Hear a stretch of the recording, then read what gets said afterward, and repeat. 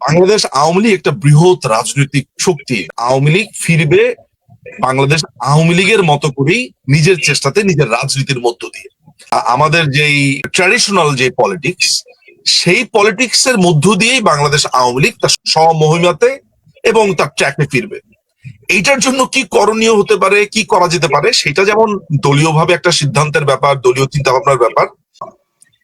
এই দলটাকে ভারতও আসলে আপনাকে এনে দেবে না, এটাকে পাকিস্তানও এনে দেবে না, আমেরিকাও এনে দেবে না, রাশিয়াও এনে দেবে না, কেউই এনে দেবে না।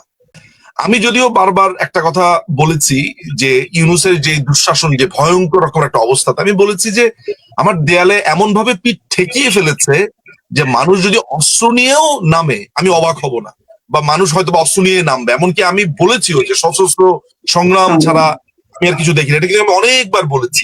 বিএনপি দেশে আসাতে বা নির্বাচিত হওয়াতে বাংলাদেশ আওয়ামী লীগের দেশে ফেরাটা কি খুব সহজ হবে, অথবা আপনি কি মনে করেন যে না, রাস্তাটা আরো কঠিন হয়ে গেল? বিএনপি আমাদের প্রতিপক্ষ, ওরা আমাকে রাজনীতিতে আসতে দিবে কেন? আমি রাজনীতির বাইরে থাকলে তার সুবিধা। আপনি দেখেন যে কয়দিন আগেও আমাদের আওয়ামী লীগের নেতাকর্মীরা গ্রেফতার হয়েছে, তারা নানান রকমের ভাবে ভুগছে, সাফার করছে।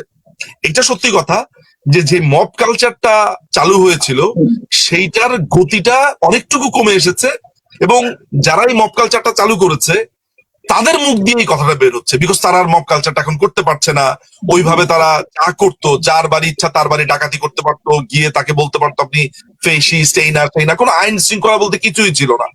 ওই জায়গা থেকে তাদের কাছে মনে হতে পারে, বাট আমার কাছে মনে হয় যে বাংলাদেশ আওয়ামী লীগকে রাজনীতি করেই ফিরতে হবে, এবং সেটা সে তার মতো করেই ফিরবে। আমাদের ওই মাথার মধ্যে এখন এই মুহূর্তে সবসময় মাথায় রাখতে হয় যে ডকট্রিন অফ নেসেসিটি, অর্থাৎ যে আপনি যদি 5ই অগাস্টের পরের সময়টাকে বিবেচনা করেন আর 12ই ফেব্রুয়ারির সময়টাকে বিবেচনা করেন, আপনি হয়তোবা দুটোকে যদি কম্পেয়ার করেন, হয়তোবা ওই যে ডকট্রিন অফ নেসেসিটি বা প্রয়োজনীয়তার খাতিরেই আপনাকে হয়তোবা একটা নতুন রেজিমের কথা বলতে হয়, একটা শাসন আমল শব্দটা উল্লেখ করতে হয়, এবং আপনাকে বিএনপি ক্ষমতায় আছে এই কথাটাও আপনাকে রেকগনাইজ করে তখন আলাপটা করতে হয়। আই ফুলি আন্ডারস্ট্যান্ড আপনার আর আমাদের দুইজনের এইভাবে আলোচনা না করলে তো আসলে আমরা বিশ্লেষণও করতে পারবো না, এবং আমরা কিভাবে সূচিত করবো আমরা হয়তোবা জানিও না। সেই ক্ষেত্রেই হয়তোবা বলতে হয়। আমি যে এই কথাগুলো বললাম সেই কথাগুলোর পেছনে দুটো কারণ আছে। একটি কারণ হলো যে আমি শুধু একজন আইনজীবী হিসেবেই না, আমি যদি বাংলাদেশের একজন নাগরিক হিসেবে আমি সংবিধানের কথা চিন্তা করি, তাহলে যা কিছু হয়েছে 5ই অগাস্টের পরে সমস্ত কিছু অবৈধ, এবং আমাদেরকে যা আলোচনা করতে হবে একটা অবৈধ দুইটা রেজিম নিয়ে, অবস্থা নিয়ে আমাদেরকে আলোচনা করতে হবে। কিন্তু ওই যে আপনাকে আমি বললাম যে ডকট্রিন অফ নেসেসিটি, যে ইউনূসের এই দুঃশাসন গেছে, ইউনূসের এই ভয়ঙ্কর সময়টা গেছে, ফলে আপনাকে কত মাত্রায় আপনি ভালো থাকতে পারেন, কত মাত্রায় আপনি ঠিক আছেন, সেই আলাপটাই আপনাকে করতে হয়। এই এত লম্বা ভূমিকা দেওয়ার কারণই হলো যে আমাকে হয়তোবা মানে আমার দেশের মানুষের স্বার্থে, সংবিধানের স্বার্থে আমাকে হয়তোবা এই টোনেই শেষ পর্যন্ত কথা বলতে হয়, ডকট্রিন অফ নেসেসিটি। যাই হোক, এখন আপনার প্রশ্নের দ্বিতীয় অংশের উত্তর আমি দেই। দ্বিতীয় অংশটা হলো যেমন যে আওয়ামী লীগ বিএনপি আসার কারণে আওয়ামী লীগ আসলে তার রাজনীতি সহজ হলো কিনা, ফেরা সহজ হলো কিনা। দেখেন, আমার আমার গত 1.5-2 বছরের অভিজ্ঞতা যেটা বলে, আমি সবসময় কান পাতলে এটা শুনেছি যে ভারত আমাদেরকে রাজনীতিতে ফিরিয়ে নিয়ে আসছে, ভারত আমাদেরকে ক্ষমতায় বসিয়ে দেবে, এই ধরনের অদ্ভুত সব গুজব আমি শুনতে পেয়েছি। 77 বছরের একটা পুরনো দল বলছে একটি দেশ তাকে ফিরিয়ে নিয়ে আসবে। ইনফ্যাক্ট ভারতীয়রাও খুব অবাক হয়, ভারতীয় বিশ্লেষক যারা আছে, ভারতীয় যারা কর্তা ব্যক্তিরা যারা আছে, বা ভারতীয় রাজনীতি নিয়ে যারা ভাবে, তাদের সাথেও বিভিন্ন সময় যখন বসেছি, এবং এই অদ্ভুত গুজবটা বাংলাদেশিরাই মোটামুটি ছড়িয়েছে। নাম্বার 1। নাম্বার 2, বিএনপির ক্ষেত্রেও যেটা লক্ষ্য করলাম, খুবই ইন্টারেস্টিং একটা ব্যাপার, সেটা হচ্ছে যে বিএনপি কে নাকি এইবার তারেক রহমানকে নাকি দেশে এনেছে ভারত, বিএনপি কে ক্ষমতায় বসিয়েছে ভারত, এখন আওয়ামী লীগ ছেড়ে ভারত বিএনপি কে ধরেছে।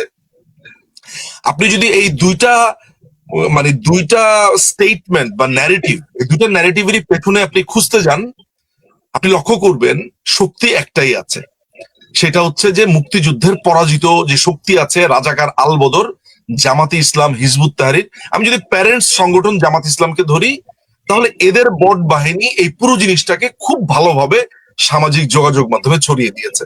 আপনি শুনবেন যে তারেক রহমান নাকি বাংলাদেশে এসেছে ভারতের সাহায্যে, তারপরে হচ্ছে যে দিল্লির দাসত্ব করছে বিএনপি, আপনি প্রায় এটা শুনবেন। ইনফ্যাক্ট এই যে এখন আমি আপনাকে এগুলা বলছি না, আপনি দেখবেন যে মন্তব্যে বলা শুরু করবে যে এখন বিএনপির কথা বলছে, বিএনপি কে ডিফেন্ড করছে। এক্স্যাক্টলি ব্যাপারটা এরকম না। একজন বিশ্লেষক হিসেবে এবং খুব কাছ থেকে এই দলটিকে দেখা, এই পুরো ঘটনার মধ্যে কে নিজে জড়িয়ে থাকা, সমস্ত কিছু মিলে আমার নিজের একটা অবজারভেশন আছে, সেটা আমি অন্তত পক্ষে বলতে পারি। তবে এতটুকু বলা যায় না, বা এটা বলাটা খুবই অন্যায় হয়ে যায় যে কোনো দলের, বিএনপি আওয়ামী লীগ দলের ক্ষেত্রে, যে অন্য দেশ তাকে নিয়ে আসবে বা বিএনপি আসার কারণে আওয়ামী লীগ আসবে। আমাদের মাননীয় প্রধানমন্ত্রী বলেছেন সবাইকে দেশে ফিরতে হবে, তাই না? উনি নির্দেশ দিয়েছেন, কিন্তু সেটা কিভাবে হবে বা কেন হবে সেটা আমি জানতে চাচ্ছিলাম একটু। দেখেন, আমি ইংল্যান্ডে থেকে তো বাংলাদেশের রাজনীতি করতে পারবো না। আমি যদি আমি আপনাকে প্রধানমন্ত্রীর যেই জায়গা থেকে বলেছে সেটাতে আমি আসবো। বেসিক জায়গাটা বলি, আপনি দেশের বাইরে আছেন, আমি ধরেন এখন ইংল্যান্ডে আছি। আমি ইংল্যান্ডে থেকে আমি রাজনৈতিক ভাষ্য দিতে পারি, বলতে পারি, আমি ন্যারেটিভ তৈরি করতে পারি, বিভিন্ন ইস্যুতে ভিডিও বানিয়ে মানুষকে সচেতন করতে পারি, কথা বলতে পারি, টকশো করতে পারি, যেমন এটা আমরা দুজন মিলে করছি এখন। কিন্তু মাঠের রাজনীতি এবং এই ফেসবুকের রাজনীতি আর ভিডিওর রাজনীতি যে আলাদা, সেটা তো মোটামুটি আপনি এটাকে যদি আপনি ইলেকশনও বলেন বা সিলেকশনও বলেন, আমরা সেটা 12ই ফেব্রুয়ারিতে দেখেছি। কিন্তু আলটিমেটলি যেই ব্যাপারটা আছে সেটা হচ্ছে যে আপনি দেশে না গেলে আপনি ওই রাজনৈতিক মাঠও আপনি বুঝবেন না। জনগণের সাথে আপনি রাজনীতি করেন, জনতার কাছে আপনি না গেলে আপনি আসলে গ্রহণযোগ্য এবং আপনি প্রাসঙ্গিকও থাকবেন না। হ্যাঁ, এটা খুবই ব্লেসিংস আমাদের জন্য যে মানুষ গত 1.5 বছরে 18 মাসে মানুষজন বলা শুরু করেছে যে বাংলাদেশ আওয়ামী লীগ আসলে শেষ পর্যন্ত বাংলাদেশের বিকল্প। The other meaning of Bangladesh is Bangladesh Awami League. আমাদের বাংলাদেশের মানুষ এইটা বুঝতে পেরেছে যে আওয়ামী লীগ ইজ অ্যান্সার। তো এইরকম একটা জায়গাতে আমাদেরকে দেশে ফিরেই রাজনীতি করতে হবে। হ্যাঁ, আমাদের বিরুদ্ধে মামলা আছে, আমাদের বিরুদ্ধে নানান রকমের বলবো অভিযোগ আছে, সব মিথ্যে অভিযোগ থেকে শুরু করে কোনটা নেই, মব হামলার হুমকি আছে। এরকম একটা জায়গাতেও আমার কাছে মনে হয় যে আমাদের মানসিকভাবে প্রস্তুতি নেওয়া দরকার। কারণ বাংলাদেশের সমস্ত আওয়ামী লীগের নেতাকর্মী তো আর পৃথিবীর বিভিন্ন দেশে যায়নি। লক্ষ লক্ষ নেতাকর্মীরা জেলে আছেন, প্রায় 100 দেশের উপরে এমপিরা আছেন জেলে। তারপরে হচ্ছে যে আমাদের নেতাকর্মীরা বিভিন্ন জায়গাতে আত্মগোপনে আছে, আমরা অনেকে দেশের বাইরে এখানে আছি। আমি মনে করি যে আমাদেরকে দেশে ফিরে রাজনীতি করতে হবে। হ্যাঁ, জেলে থাকতে হবে, জেলের কথা মাথায় আপনাকে রাখতে হবে। আমরা এটাই মনে করি যে হয়তোবা এখন জামিনের ক্ষেত্রে, মামলার ক্ষেত্রে হয়তোবা কোর্ট নিউট্রালি বিবেচনা করতে পারে, এই ধরনের একটা সিচুয়েশন হয়তোবা তৈরি হতে পারে। এটা চিন্তা করে মাননীয় প্রধানমন্ত্রী তাই বলেছেন। এবং তিনি একই সাথে এটাও হয়তোবা চিন্তা করেন যে রাজনীতি কেউ আপনাকে চামচে করে আপনাকে ক্ষমতার কাছে নিয়ে যাবে না, আপনাকে আপনার নিজেরটাই করতে হবে। এবং এটা ছাড়া আমি কোনো বিকল্পও দেখি না। এটার সাথে সাংগঠনিক কিছু কর্মকাণ্ডের কথা তো আমি তখন একটু ইঙ্গিত ভাবে বলছিলাম, একটু এই ফাঁকে আপনাকে আমি বলে রাখি যে দেখেন, বাংলাদেশ আওয়ামী লীগের ধরেন একটা দীর্ঘ সময়ের অনেক জায়গাতে কাউন্সিল ভ্যাকুয়াম আছে। আমি দেখেছি যে ছাত্রলীগের ছেলেপেলেরা, ছাত্রলীগের যারা কর্তা ব্যক্তি বা প্রধানরা আছে, তারা কিন্তু বিভিন্ন জায়গাতে কমিটির জন্য ইতিমধ্যে পদ প্রত্যাশীদের সাথে কথা বলছে, এটা নিয়ে তারা হোমওয়ার্ক করছে। এটা আমি নিজের চোখে দেখে এসেছি। আমি দেখে এসেছি যুবলীগের যারা যারা নেতারা আছেন, তারা বিভিন্ন জায়গাতে কমিটি দেওয়ার জন্য কাউন্সিলের কথা চিন্তা ভাবনা করছেন, দলকে সাজানোর চিন্তা ভাবনা করছেন। আমি নিশ্চিত বাংলাদেশ আওয়ামী লীগও এই চিন্তা ভাবনা করছে যে তাদের বিভিন্ন জায়গাতে কমিটি, দল সাজানো এন্ড এভরিথিং। আমার মনে হয় যে দলকে একেবারে নতুন করে ঢেলে সাজানো, তারপরে হচ্ছে যে যারা এই দুঃসময়ে দলের সাথে ছিলেন, দলের পাশে ছিলেন, আমার মনে হয় যে তাদেরকে গুরুত্ব সহকারে বাংলাদেশ আওয়ামী লীগ বিবেচনা করবে। এইভাবে যদি আপনি দল সাজাতে পারেন, আমার কাছে মনে হয় একটা নতুন স্টার্ট আমরা শুরু করতে পারি। এতে আমি কোন রকমের আমার মনে হয় যে এটার বিকল্পও দেখি না, এবং অন্য কিছু সুযোগও আমি দেখি না আসলে। এই যে বাংলাদেশকে যারা আজকে এই ধ্বংসের দ্বার প্রান্তে নিয়ে গেল, এই জামাতে ইসলামী, হিজবুত তাহরির, এই এনসিপি টেনসিপি, এরা তো সবই এক আসলে মোটামুটি। এদেরকে ট্যাকেল করা, তারপরে হচ্ছে যে ক্ষমতাসীনরা এখন নিজের পায়ে দাঁড়ানো, এটা মনে হয় একটা বড় ধরনের চ্যালেঞ্জ। কারণ একটা পরিবেশ তৈরি করবার একটা ব্যাপার আছে, আমার কাছে মনে হয় ওই পরিবেশ তৈরি হওয়াটাও এই ক্ষেত্রে জরুরি। আদারওয়াইজ আপনি দেশে ঢুকলেন, আপনাকে মপ করে মেরে ফেললো, আপনি জামিনের কথা তো বাদই, আপনাকে মেরেই ফেললো, আপনি দাঁড়াতেই পারলেন না। ফলে আমার কাছে মনে হয় এই জিনিসগুলোও জরুরি। ফলে আমার মনে হয় মাননীয় প্রধানমন্ত্রী এই ব্যাপারটা, শেখ হাসিনা এই জিনিসটা আমার কাছে মনে হয় যে তিনি এটা বিবেচনা করেছেন এবং তিনি মনে করেন দীর্ঘদিনের রাজনৈতিক অভিজ্ঞতা থেকে যে মানুষের মধ্যে না থাকলে এবং রিস্ক না নিলে এবং এখন যদি আপনি নতুন করে শুরু করতে না পারেন, তাহলে দলীয় কাঠামোতে আমি বলবো যে দলীয় কাঠামো দুর্বল হয়ে পড়বে। আসলে জামাত এবং এনসিপির একটা বড় ধরনের আহ, আহ, এই মুহূর্তে তারা যেটা নিয়ে কাজ করছে সেটা হচ্ছে যে বিএনপিকে তারা 2 বছরও ক্ষমতা রাখতে চায় না।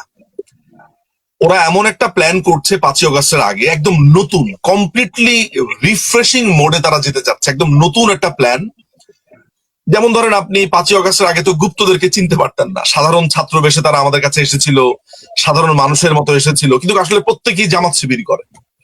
সো একইভাবে বিএনপিকে ঘিরে ধরবার জন্য তারা নানান ধরনের প্রচেষ্টা করছে। এবং এই যে ইনকিলাব মঞ্চ, আপনি জেনে অবাক হবেন যে এই ইনকিলাব মঞ্চকে কিন্তু পুরোপুরি ফান্ডিং করে হচ্ছে চায়না। আমি জানি না যে আপনি আমার এই কথাটা শুনে অবাক হলেন কিনা। আমি আপনাকে অত্যন্ত দায়িত্ব নিয়ে এবং খুবই নিশ্চিত গোয়েন্দা সূত্র থেকে আমি আপনাকে এটা বলতে পারি যে ইনকিলাব মঞ্চের যে জাবের যে ছেলেটা আছে, আগে হাদির সাথে কন্ট্যাক্টটা ছিল, এখন জাবেরের সাথে এই সম্পর্কটা আছে, একদম নিয়মিত ভাবে চায়নার কন্ট্যাক্ট তার সাথে আছে এবং চাইনিজ একটা বড় ধরনের অর্থ সে পায়। হেফাজতে ইসলামের একটা বড় অংশকে চায়না চালায় এবং চায়না কেন এই জিনিসটা করছে সেটা আবার একটা দীর্ঘ আলাপের ব্যাপার, আমি সেটাতে যাব না। কিন্তু মাথায় রাখতে হবে যে এখানে 3টা দেশের একটা এক্সিস তৈরি হয়েছে। একটা হচ্ছে টার্কি, একটা হচ্ছে পাকিস্তান। পাকিস্তান আসলে মূলত এক্সিসের মধ্যে গরিব এক্সিস, এরা ভিক্ষুক শ্রেণীর, এরা কোনো টাকা দিতে পারে নাই, এরা অনেকটা গায়ে গতরে খাটে। যেমন ধরেন চায়না এবং টার্কি টাকা দেয়, আর ওরা এসে ধরেন ওই টাকা দিয়ে যে অস্ত্র সেগুলো দিয়ে মানুষ খুন করেছে, তারপরে দেশে এসে তাদের নেটওয়ার্ক বিস্তৃত করেছে, এগুলোর কাজ তাদের। আমি কিন্তু জেনে কথাগুলো বলছি যে এই 3টা এক্সিস কাজ করছে এই মুহূর্তে। জামাতকে একটা হিউজ ফান্ডিং করছে হচ্ছে টার্কি। টার্কির রীতিমতো ইলেকশনের সময় ওদের মাথায় হাত ছিল, কারণ তারা মিলিয়নস এন্ড মিলিয়নস ডলার খরচ করেছে। আমেরিকান এমবেসি একটা হিউজ পরিমাণ টাকা তারা ইনভেস্ট করেছে। কিন্তু এই দফাতে এই 3টি দেশই আসলে নানান ভাবে পরাভূত হয়েছে এই জায়গাটা। ফলে এই জায়গা থেকে আমি আপনার সাথে একমত পোষণ করি যে তারা একটা নতুন ধরনের প্ল্যান করছে এবং তারা মনে করছে যে বিএনপিকে 2028-এর ভেতরে যদি কোনোভাবে একটা ট্র্যাপে ফেলানো যায় তাহলে এই দেশ তাদের। এটা হচ্ছে 1 নাম্বার কথা।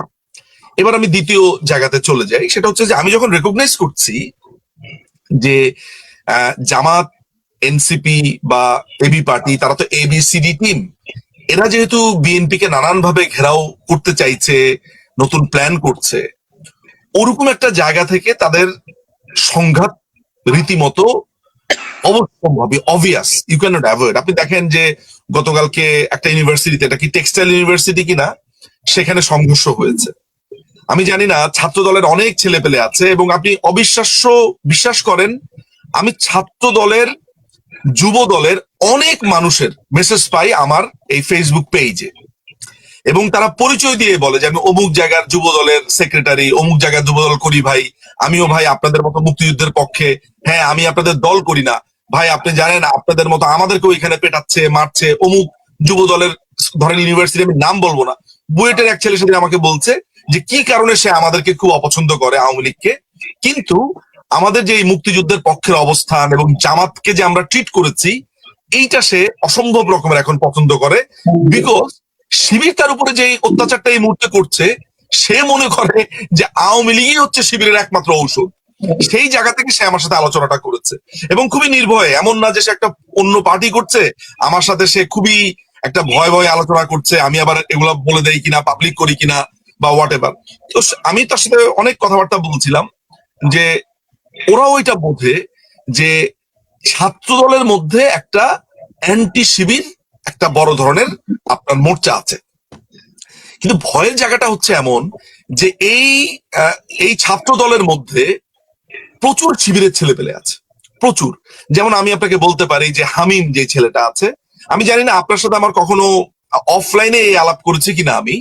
আমি এই আলাপটা অনেকের সাথে করেছি যে যখন ডাকসুর ইলেকশনটা হলো, আমি মানুষকে ডেকে ডেকে বলেছি যে এই যে হামিম ছেলেটা হচ্ছে শিবির, এটা এখনো ছাত্রদল বুঝতে পারছে না। এর কারণ হলো ডাকসুর ইলেকশনটার পর পর ও হঠাৎ করে ঘোষণা দিল যে এই ইলেকশনটা চমৎকার হয়েছে, আমরা একসাথে এগিয়ে যাব, এবং সে আওয়ামী লীগকে প্রতিহতের ঘোষণা দিল। আমি তখনই বুঝতে পেরেছি এই ছেলে শিবির। এবং ছাত্র দলের মতো একটা সংগঠনে একটা বড় পদে শিবিরের ছেলেপেলে সেখানে বসে আছে। এরকম জায়গাগুলোর সংকটে কিন্তু এখন ছাত্রদল ভুগছে। ফলে এই সংঘাত কিন্তু অনিবার্য এবং বিএনপির বিভিন্ন জায়গাতে এটা হবে।